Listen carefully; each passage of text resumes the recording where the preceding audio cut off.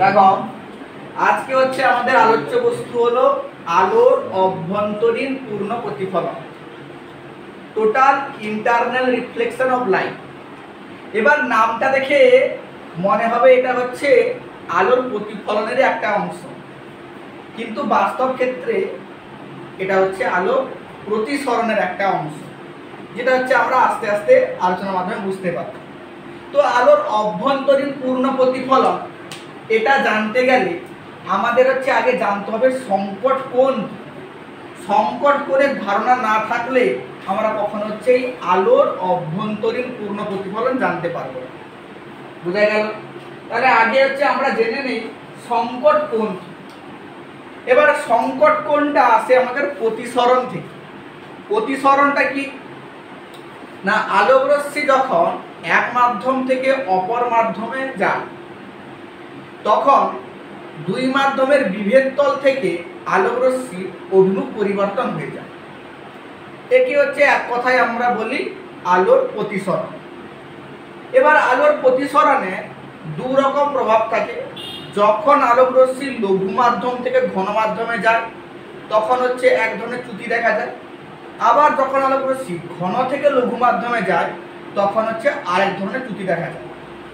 এবার সংকট কোণের ক্ষেত্রে আমাদের যেটা হচ্ছে মূল শর্ত, সেটা হচ্ছে আলোক রশ্মিকে অবশ্যই ঘন মাধ্যম থেকে লঘু মাধ্যমের দিকে যেতে হবে, তবেই হচ্ছে আমার কি হবে, তবে হচ্ছে সংকট কোণের ধারণা আসে। কিভাবে?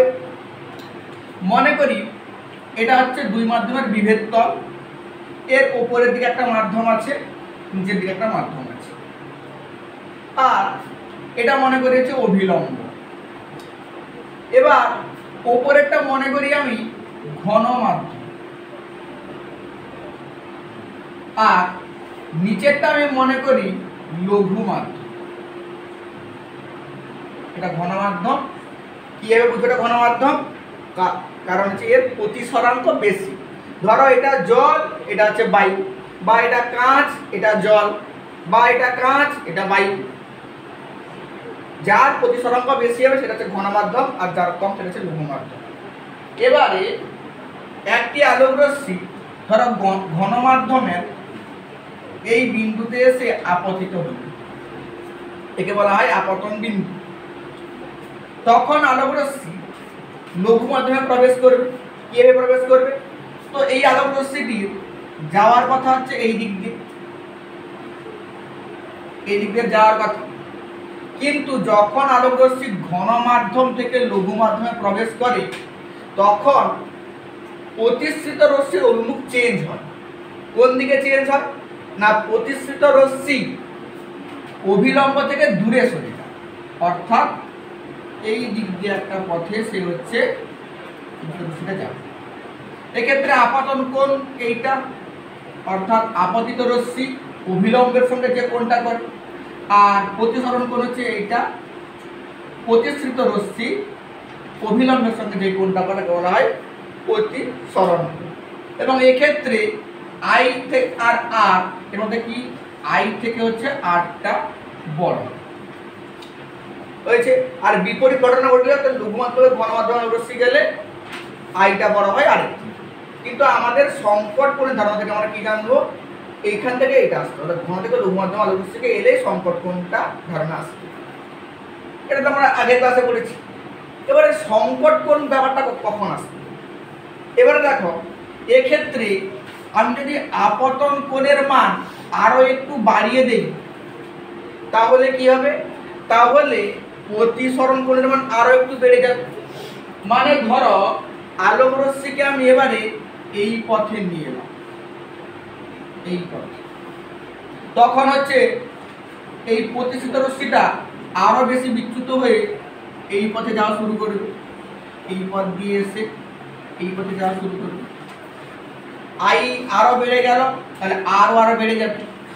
এবারে মনে করো যে এরপরে এমন একটা আপতন কোণের জন্য প্রতিসরণ কোণটা হবে 90 ডিগ্রি।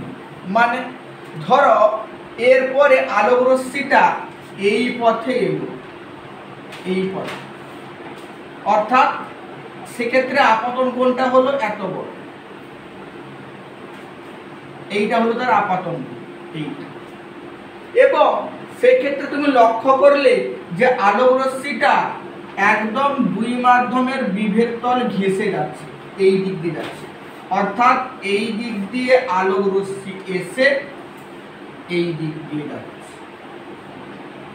অর্থাৎ সেক্ষেত্রে এই যে আমার প্রতিসরণ কোণ, এই কোণটা কত হয়ে গেল স্যার? এই কোণটা হয়ে গেল 90 ডিগ্রি। আর ইজিক্যাল ক্ষেত্রে কত হয়ে গেল? 90 ডিগ্রি। অর্থাৎ আলোক রশ্মি যখন ঘন মাধ্যম থেকে লঘু মাধ্যমে আসবে তখন আপতন কোণের একটা নির্দিষ্ট মানের জন্য প্রতিসরণ কোণটার মান 90 ডিগ্রি হয়ে যাবে, বা বলতে পারি প্রতিসৃত রশ্মিটি দুই মাধ্যমের বিভেদ তল ঘেঁষে যাবে। তখন আপতন কোণের যে সেই নির্দিষ্ট মানটাকে আমরা বলবো সংকট কোণ। বুঝা গেল? তাহলে সংকট কোণ কাকে বলবো? না স্যার, সংকট কোণ আসলে আপতন কোণেরই একটা ভাগ, আপতন কোণেরই একটা অংশ। যেই অংশটা কখন স্যার প্রয়োগ করা হবে? না যখন আলোক রশ্মি ঘন মাধ্যম থেকে লঘু মাধ্যমে আসবে। এবং কখন তাকে আমরা সংকট কোণ বলবো আপতন কোণটাকে? না স্যার, যখন প্রতিসরণ কোণটা 90 ডিগ্রি হবে। যখন প্রতিসরণ কোণ 90 ডিগ্রি হবে তখন হচ্ছে আমরা আপতন কোণটাকেই কি বলবো? সংকট কোণ। বুঝা গেল? ঘন মাধ্যম থেকে লঘু মাধ্যমে আলোক রশ্মির প্রতিসরণের সময় আপতন কোণের যে নির্দিষ্ট মানের জন্য প্রতিসরণ কোণের মান হয় 90 ডিগ্রি, আপতন কোণের সেই মানটিকে আমরা কি বলবো? সংকট কোণ। কি কোণ? সংকট কোণ। তো সংকট কোণ বা ক্রিটিক্যাল অ্যাঙ্গেল কে হচ্ছে আমরা থিটা সি দ্বারা প্রকাশ করি। কি দ্বারা প্রকাশ করি? Theta C. থিটা সি যদি বলা হয় অর্থাৎ যে কখন আপতন কোণ i equal to theta c হয়, কখন i equal to theta c হয়, আপতন কোণের মানটা সংকট কোণ হয়ে যায়। না স্যার, যখন আলোক রশ্মি ঘন মাধ্যম থেকে লঘু মাধ্যমে যাবে, উল্টো হলে কিন্তু হবে না। আর 2 নম্বর কি?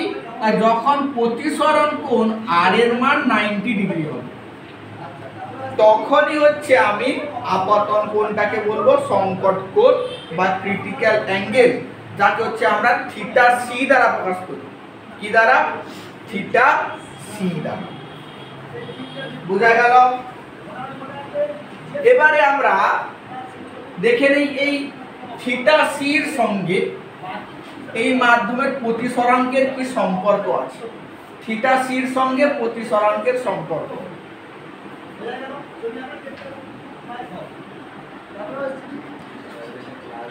এরপরে দেখো, এরপরে হচ্ছে আমরা সংকট কোণের সঙ্গে মাধ্যমের প্রতিসরাঙ্কের কি সম্পর্ক সেটা দেখার চেষ্টা করি।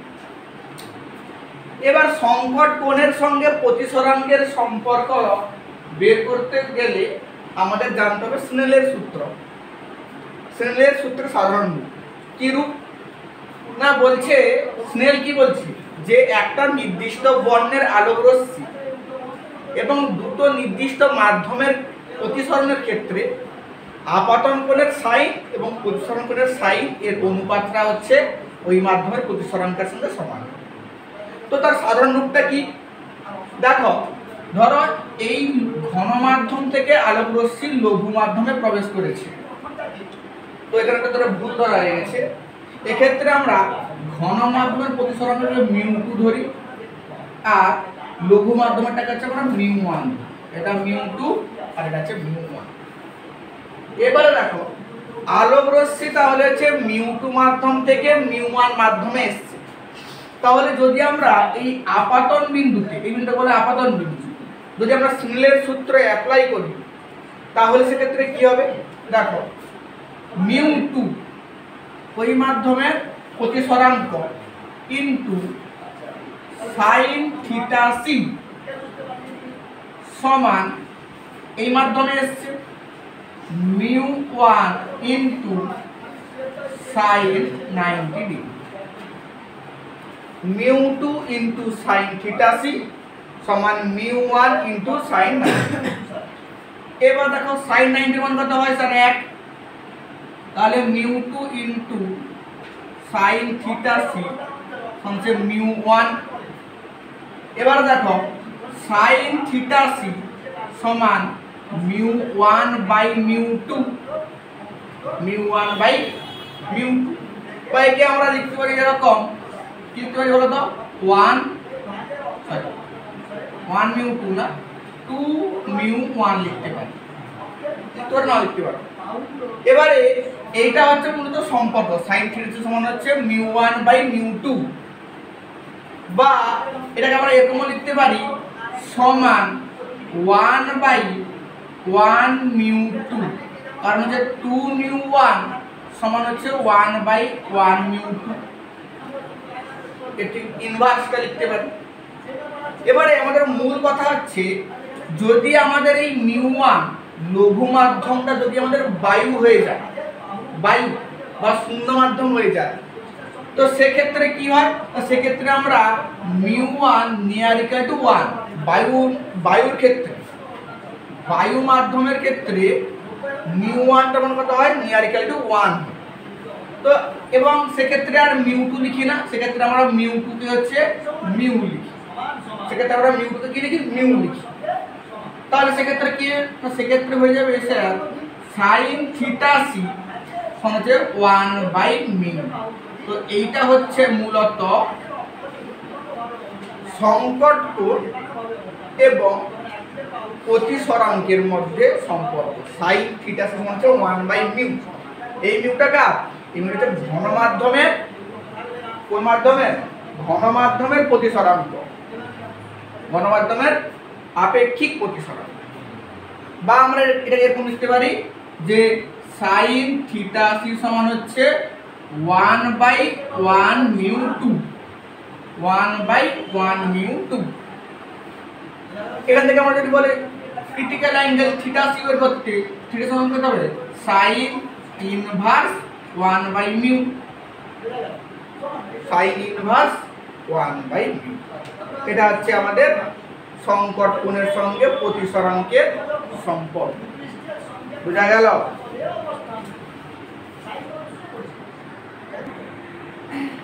এবারে দেখো, এবার হচ্ছে আমরা জেনে নেই সংকট কোণের সঙ্গে আলোর তরঙ্গ দৈর্ঘ্যের কি সম্পর্ক আছে, থিটা সির সঙ্গে হচ্ছে ল্যামডার কি সম্পর্ক আছে।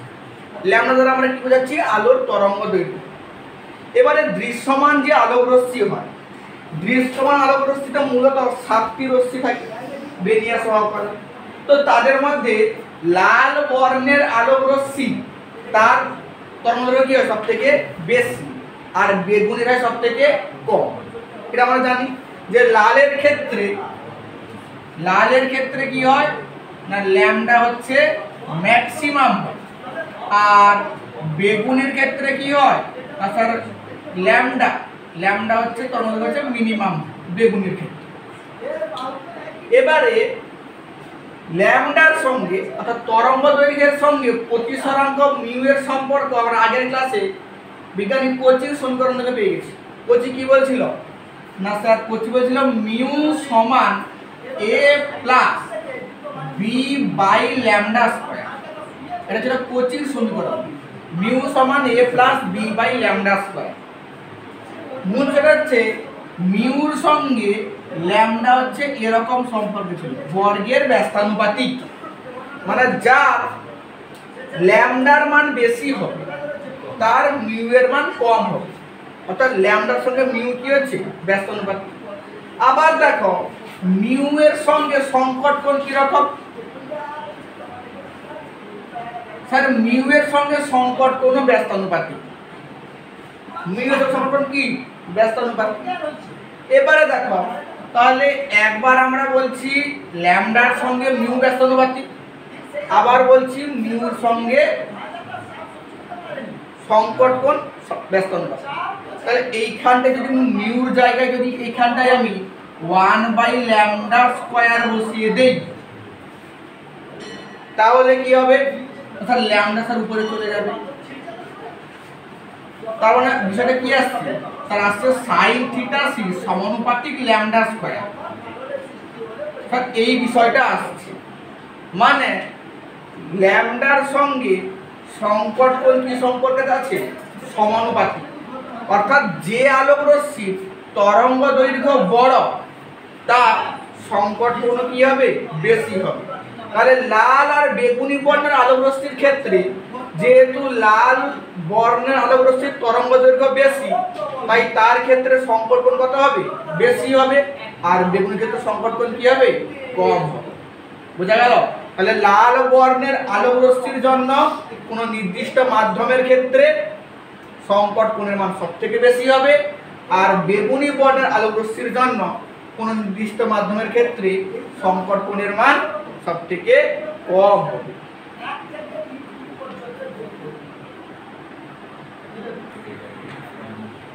এবারে চলো, এবারে হচ্ছে আমরা দেখে নিই হচ্ছে আলোর অভ্যন্তরীণ পূর্ণ প্রতিফলন। এতক্ষণ সংকট কোণের ধারণা পেয়ে গেছি, এবার হচ্ছে আলোর অভ্যন্তরীণ পূর্ণ প্রতিফলন।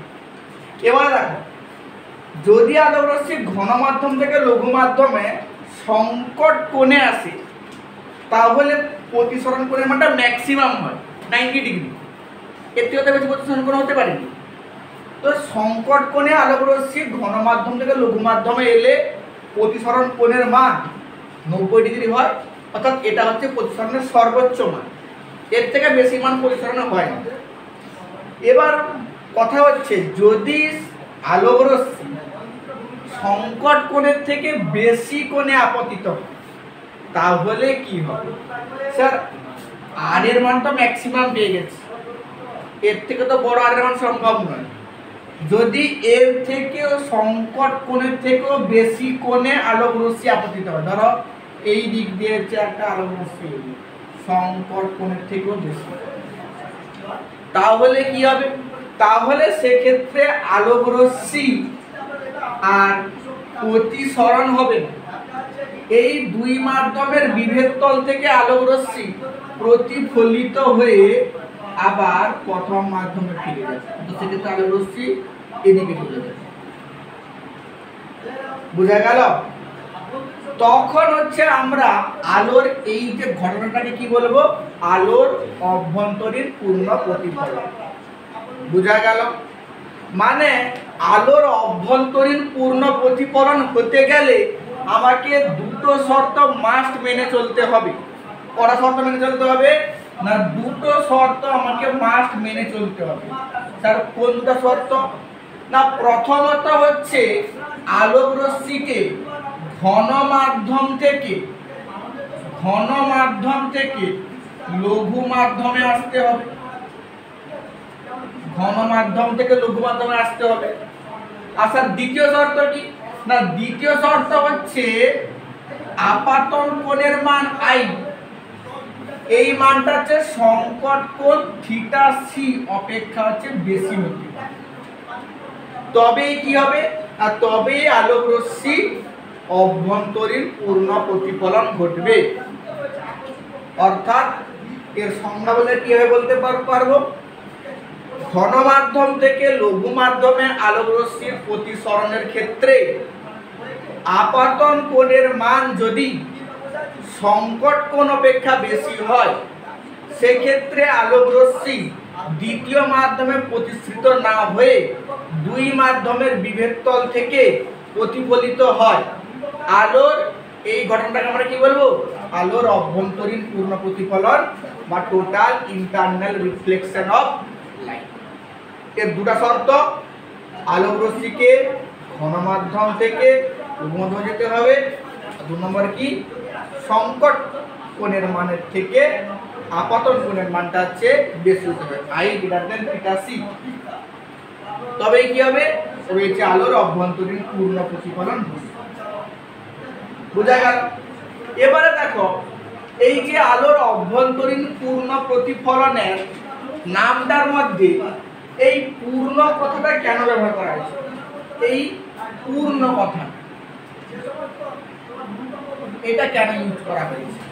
কত বলতে পারতাম আলোর অভ্যন্তরীণ প্রতিফলন। তো পূর্ণ কেন বলা হয়েছে সেটা দেখো।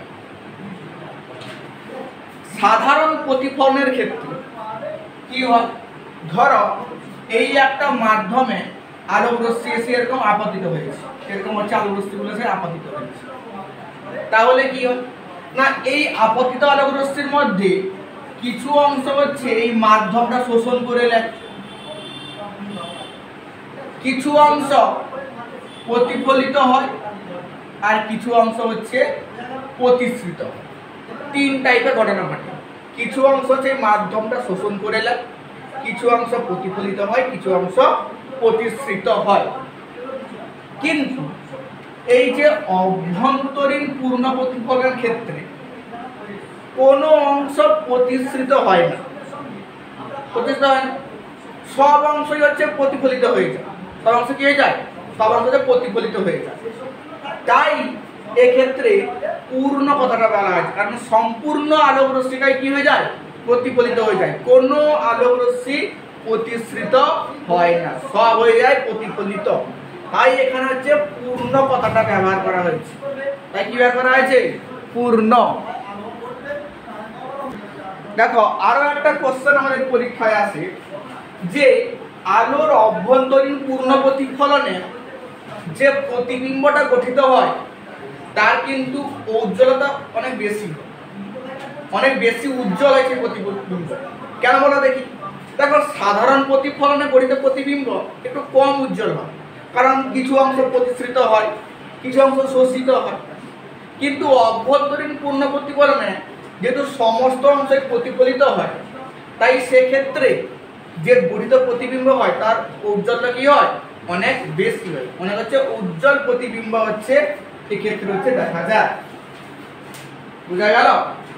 এক্ষেত্রে হচ্ছে দেখা যায়। এবার হচ্ছে সাধারণ প্রতিফলনের সঙ্গে এই অভ্যন্তরীণ পূর্ণ প্রতিফলনের পার্থক্যটা কোথায়? যেমন যদি বলা হয় যে সিম্পল রিফ্লেকশন আর টোটাল ইন্টারনাল রিফ্লেকশন, এর মধ্যে ডিফারেন্সটা কোথায়, পার্থক্যটা কোথায়? কখন হচ্ছে এটা হয়, কখন হচ্ছে সেটা হয়। কখন হচ্ছে আমাদের সাধারণ প্রতিফলন আর কখন হচ্ছে অভ্যন্তরীণ পূর্ণ প্রতিফলন। কখন হচ্ছে আমাদের অভ্যন্তরীণ, আমরা একটু জেনে নিতে চেষ্টা করি। সাধারণ প্রতিফলন কখন হয়, বলছে আই এর যে কোনো মানে, আপাতন কোণের যে কোনো মানে সাধারণ প্রতিফলন। আর অভ্যন্তরীণ পূর্ণ প্রতিফলন হতে গেলে আই কে অবশ্যই থিটা সি অর্থাৎ সংকট কোণের থেকে বেশি হতে হবে। বোঝা গেল? সাধারণ প্রতিফলন কি হচ্ছে স্যার, এর আই এর কি হচ্ছে, আই এর যে কোনো মানে 10 ডিগ্রি 15 ডিগ্রি 20 ডিগ্রি আই এর যে কোনো মানে হচ্ছে আমাদের কি হয়, সাধারণ প্রতিফলন হয়। কিন্তু অভ্যন্তরীণ পূর্ণ প্রতিফলন কি হতে হবে না, আই কে অবশ্যই সংকট কোণ থেকে বেশি হতে হবে, না হলে হবে না। 2 নম্বর কি, তার সাধারণ প্রতিফলনে আলোক রশ্মি লঘু মাধ্যম থেকে ঘন মাধ্যমে গেলেও হবে, লঘু থেকে ঘনতে গেলেও হবে, বা ঘন মাধ্যম থেকে লঘু মাধ্যমে গেলেও হবে। লঘু থেকে ঘন মাধ্যমে গেলেও সাধারণ প্রতিফলন হবে, ঘন থেকে লঘু মাধ্যমে গেলেও সাধারণ প্রতিফলন হবে। কিন্তু অভ্যন্তরীণ পূর্ণ প্রতিফলনে আলোক রশ্মিকে অবশ্যই ঘন মাধ্যম থেকে হচ্ছে লঘু মাধ্যমে যেতে হবে। বুঝা গেল? ঘন মাধ্যম থেকে যেতে হবে, লঘু মাধ্যমে যেতে হবে। তারপরে কি, তারপরে দেখো সাধারণ প্রতিফলনে আমাদের হচ্ছে প্রতিফলক প্রয়োজন। প্রতিফলক, সাধারণ প্রতিফলনে আমাদের প্রতিফলক প্রয়োজন, কিন্তু অভ্যন্তরীণ প্রতিফলকে অভ্যন্তরীণ পূর্ণ প্রতিফলনে কোনো প্রতিফলকেরই দরকার নেই। স্যার কেন দরকার নেই? কারণ এক্ষেত্রে দুই মাধ্যমের বিভেদ তলটাই হচ্ছে প্রতিফলক হিসেবে কাজ করে। বুঝা গেল? যে ক্ষেত্রে সাধারণ প্রতিফলনে হচ্ছে আমাদের সাধারণ একটা প্রতিফলক দরকার, কিন্তু অভ্যন্তরীণ পূর্ণ প্রতিফলনে হচ্ছে আমাদের কোনো প্রতিফলকই দরকার নেই। কারণ কি? কারণ এক্ষেত্রে হচ্ছে দুই মাধ্যমের বিভেদ তলটাই হচ্ছে এক্ষেত্রে প্রতিফলক হিসেবে কাজ করে। বুঝা গেল? আর একটা কি, আর যেটা একটু আগে বলা হলো যে সাধারণ প্রতিফলনে প্রতিবিম্ব কম উজ্জ্বল, প্রতিবিম্ব হচ্ছে কম উজ্জ্বল, এত বেশি হচ্ছে উজ্জ্বল হয় না, কিন্তু অভ্যন্তরীণ পূর্ণ প্রতিফলনে বেশি উজ্জ্বল হয়েছে। অভ্যন্তরীণ প্রতিফলন কি হয়? প্রতিবিম্ব হচ্ছে বেশি উজ্জ্বল। তো এইগুলো হচ্ছে মোটামুটি সাধারণ প্রতিফলন আর অভ্যন্তরীণ পূর্ণ প্রতিফলনের মধ্যে কিছু পার্থক্য।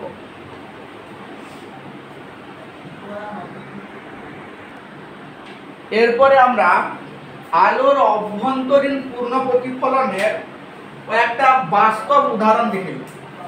বাস্তবে স্যার দেখা যায় আলোর অভ্যন্তরীণ পূর্ণ প্রতিফলন। প্রথম হচ্ছে আমরা এই দেখো এই সেকেন্ড উদাহরণটা, পদ্ম বা কচু পাতার উপর যখন জলের বিন্দু পড়ে তখন সেই বিন্দু কিন্তু খুব চকচক লাগে। এটা আমরা বাচ্চাকাল থেকে দেখে আসছি। তার কারণটা দেখো, পদ্ম পাতার উপরে সূক্ষ্ম সূক্ষ্ম রোঁয়া থাকে, এবার তার উপর যখন জলবিন্দুটা পড়ে তখন জলবিন্দু আর রোঁয়ার মধ্যে হচ্ছে একটা বায়ুর পাতলা স্তর সৃষ্টি হয়েছে। জলবিন্দুটা কিন্তু একদম পদ্ম পাতার উপরে পড়ে থাকে না, তারপর যে রোঁয়া থাকে সেই রোঁয়ার গায়ে সে আটকে থাকে জলবিন্দুটা, ফলে সেই রোঁয়া আর পদ্ম পাতার মধ্যে একটা বায়ুর স্তর সৃষ্টি হয়। এবারে যখন আলোক রশ্মি জলবিন্দু থেকে সেই বায়ু স্তরের মধ্যে আসবে তখন যে সমস্ত আলোক রশ্মি সংকট কোণকে অতিক্রম করবে সেগুলো হচ্ছে অভ্যন্তরীণ পূর্ণ প্রতিফলন দেখাবে। কারণ কি? জল থেকে আসছে কি বায়ুতে, ঘন থেকে লঘুতে আসছে, এর ফলে কি দেখাবে? আলোর অভ্যন্তরীণ পূর্ণ প্রতিফলন, তাই চকচক করবে। ঠিক সেম উদাহরণ হচ্ছে জলের মধ্যে বায়ুর যে বুদবুদ যখন উপর থেকে উঠতে থাকে তখন তো আয়তন তো বড় হয় বয়েলের সূত্র অনুযায়ী, কিন্তু সেগুলা চকচকেও করে। আয়তন বড় হয় বয়েলের সূত্র অনুযায়ী, চকচক করে কিসের জন্য? কারণ দেখো জলের মধ্যে বায়ুর বুদবুদ, তাহলে জল হচ্ছে ঘন মাধ্যম, বায়ু থেকে লঘু মাধ্যম, তাহলে জল থেকে যখন আলোক রশ্মি বায়ুতে যাবে যে সমস্ত আলোক রশ্মি সংকট কোণকে অতিক্রম করে ফেলবে তারা কি দেখাবে? অভ্যন্তরীণ পূর্ণ প্রতিফলন দেখাবে। এই জন্য হচ্ছে জলবিন্দুরা কি দেখাবে? চকচক করবে। হয়েছে? এছাড়াও আমরা ধরো পিচ রাস্তায় গরমকালে কিছু দূরত্ব আমরা কি দেখতে পাই? যে হচ্ছে রাস্তাটা চকচক করছে, এটা হচ্ছে কিসের জন্য? আলোর অভ্যন্তরীণ পূর্ণ প্রতিফলনের জন্য। আরো কিছু আছে, হীরককে কিন্তু খুব উজ্জ্বল দেখায়। হীরককে কিন্তু যে কোনো তুমি আলোতে নিয়ে যাও খুব উজ্জ্বল দেখায়। অল টাইম হীরকের থেকে হচ্ছে আলোর দ্যুতি চারদিকে বেরিয়ে যায়। কেন? তার কারণে জানার চেষ্টা করি। হীরক এত কেন বেশি উজ্জ্বল দেখায় অন্যান্য বস্তুর থেকে? হীরকের প্রতিসরাঙ্ক হয় কত বলতো? 2.24। হীরকের মিউটা কত হয় বলতো? 2.24 বায়ুর সাপেক্ষে, আর 2.4। এবার মিউ এর মান 2.4 হওয়ার ফলে হীরকের ক্ষেত্রে সংকট কোণ ঠিক আছে মান কত হয় বলতো? কি 24.4 ডিগ্রি, মানে খুবই কম। কোনো আলোক রশ্মি যদি 24.4 ডিগ্রি মানে 25 ডিগ্রি কোণে আপতিত হয় সে আলোক রশ্মি হচ্ছে পূর্ণ প্রতিফলন দেখিয়ে দিবে। বুঝা গেল? অর্থাৎ একটা আলোক রশ্মি সামান্য যদি কোণে, সামান্য কোণ মানে কি মিনিমাম 30, 40, 50 হয়ে যায়, সামান্য কোণে যদি আপতিত হয় তাহলে সেই আলোক রশ্মি কি ঘটাবে? অভ্যন্তরীণ পূর্ণ প্রতিফলন ঘটাবে। সেই জন্য হচ্ছে হীরকের সেই জন্য হচ্ছে খুব উজ্জ্বল দেখা, কারণ হীরকের সংকট কোণ খুব কম, মাত্র 24.4 ডিগ্রি। তাহলে এই বায়ু বুদবুদের ক্ষেত্রে কত? এর ক্ষেত্রে কত হয় জানো? এই যে জলের মধ্যে বায়ুর বুদবুদ অর্থাৎ জলের সাপেক্ষে বায়ুর বুদবুদ এর ক্ষেত্রে হয় 49 ডিগ্রি 49।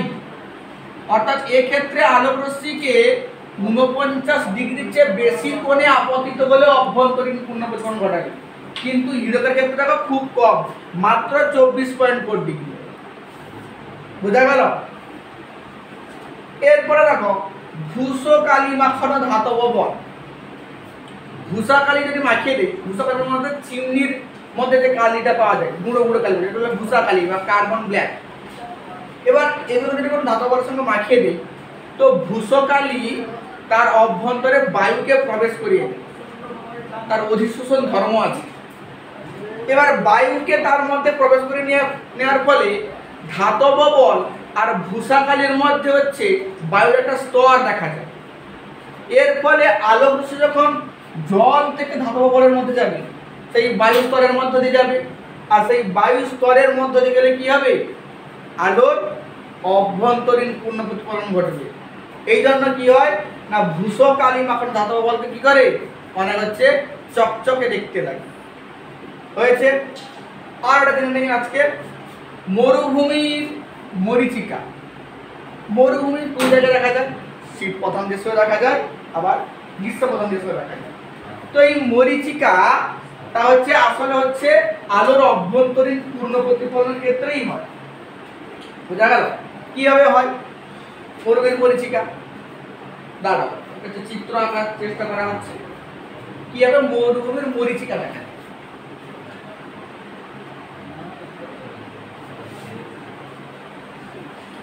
ধরো এটা একটা মরুভূমির প্রান্ত, এত বড় ধরো মরুভূমির প্রান্ত।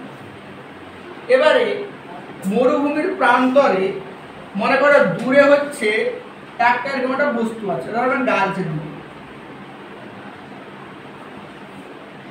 দূরে একটা বস্তু গাছ আছে। এবারে এখানটায় হচ্ছে একজন ব্যক্তি আছে। এবার এই ব্যক্তি এই গাছটাকে কিভাবে দেখবে, দেখো মরীচিকার। এবারে মরুভূমির এই নিশ্চয় বালি, বালি হওয়ার ফলে এই অংশটা খুব তাড়াতাড়ি উত্তপ্ত হয়, অর্থাৎ ভূপৃষ্ঠের কাছাকাছি যে অংশটা সবথেকে বেশি উত্তপ্ত হয়। আর উত্তপ্ত হওয়া মানে কি, এই অংশটা সবথেকে বেশি লঘু। আর যত আমরা উপরের দিকে উঠবো তত হচ্ছে উষ্ণতা কম, তত সেটা ঘন হয়ে যাবে। মানে যদি আমি এই পুরো এলাকাটাকে কয়েকটা স্তরে ভাগ করি, ধরো এটা একটা স্তর, এটা একটা স্তর, এটা একটা স্তর, এটা একটা স্তরে স্তরে ভাগ করি, তাহলে সব থেকে লঘু স্তর কোনটা হবে বলো তো? যেটা হচ্ছে সব থেকে বেশি উষ্ণ হবে, অর্থাৎ যেটা ভূপৃষ্ঠের কাছে আছে, সব থেকে বেশি উষ্ণ হবে। তারপর একটা কম উষ্ণ, একটু ঘন, আরো ঘন, আরো ঘন, আরো ঘন, আরো উপর থেকে ঘন মাধ্যম হবে, লঘু মাধ্যম হবে। এবার যখন আলোক রশ্মি এই ঘন মাধ্যম থেকে ধরো লঘু মাধ্যমে আসছে, এইভাবে থেকেই আসছে, ধরো এই আলোক রশ্মিটা এখান থেকে এখানে, তখন কোন দিকে যাবে, অভিলম্ব থেকে দূরে। এটা একটা চিত্র আমার চেষ্টা করে দেখাবো। এখান থেকে আমি অভিলম্ব আঁকি, যার কথা কোন দিকে যায়, যার কথা হচ্ছে এই হয়েছে। দূরে মানে কোন দিকে যাবে, সে হচ্ছে এদিকে যাবে, এদিকে যাবে। এবার এদিকে গিয়ে সে ধরো এখানে আপতিত হলো। এবার এক্ষেত্রে একটা অবিলম্ব, তারপর তার কোন দিকে, এই দিকে, আরো দূরে যাবে, দূরে দূরে যাবে। এবার এই ক্ষেত্রে কি হবে, সরতে সরতে সরতে কমপক্ষে এমন একটা মাধ্যম আসবে যে ক্ষেত্রে তার 90 ডিগ্রি কোণ হয়ে যাবে, প্রতিসরণ কোণটা 90 ডিগ্রি হয়ে গেল। ঠিক তার পরের স্তরটাই কি ঘটবে, তার অভ্যন্তরীণ পূর্ণ প্রতিফলন ঘটবে। কি ঘটবে, অভ্যন্তরীণ পূর্ণ প্রতিফলন ঘটবে। তো সেক্ষেত্রে আলোক রশ্মি ধরো এরকম এসে বাঁকতে বাঁকতে বাঁকতে বাঁকতে ধরো এই স্তরে তার অভ্যন্তরীণ পূর্ণ প্রতিফলন ঘটবে। তো সে এখান থেকে আবার উপর দিকে উঠতে শুরু করবে, দিয়ে হচ্ছে দর্শকের চোখে দেখা যায়। বোঝা গেল? এখান থেকে এলো, এবার ধরো এই স্তরে তার কি করছে, অভ্যন্তরীণ পূর্ণ প্রতিফলন ঘটছে, ফলে এখান থেকে আলোক রশ্মি হচ্ছে আবার উল্টো দিকে যাওয়া শুরু করবে। এবারে মানুষের চোখ তো আলোক রশ্মির এই বক্র পথটাকে অনুসরণ করতে পারবে না। এবার সে মনে করবে যে স্যার এই যে গাছের চিত্রটা এই পথ অনুসরণ করছে, এই দিকে লক্ষ্য করবে, সে বুঝতে পারবে যে ধরো এই দিকে তার গাছ, ধরো এই দিকে তার হচ্ছে গাছটা ধরো এই দিকে দেখা যাচ্ছে, অর্থাৎ সে এই গাছের চিত্রটা দেখতে পাবে কোথায়, এইখানে। আর সে হচ্ছে এই পথ অনুসরণ করবে দেখতে গেলে। এইটাকে আমরা কি বলা আছে, দৃষ্টিভ্রম। আসলে এই দর্শক এই গাছের চিত্রটা এখানে দেখতে পাচ্ছে, তো সে যখন এখানে গিয়ে পৌঁছাবে তখন এখানে গাছটা নেই। তো এই ধরনের ঘটনাটাকে কি বলা হয়? মরীচিকা। এটা কিসের জন্য ঘটে? আলোর অভ্যন্তরীণ পূর্ণ প্রতিফলনের জন্য। বুঝা গেল? ঠিক শীতকালীন দেশে হচ্ছে এরকম হচ্ছে মরীচিকা দেখা, এটি উল্টো রকমের হয় আর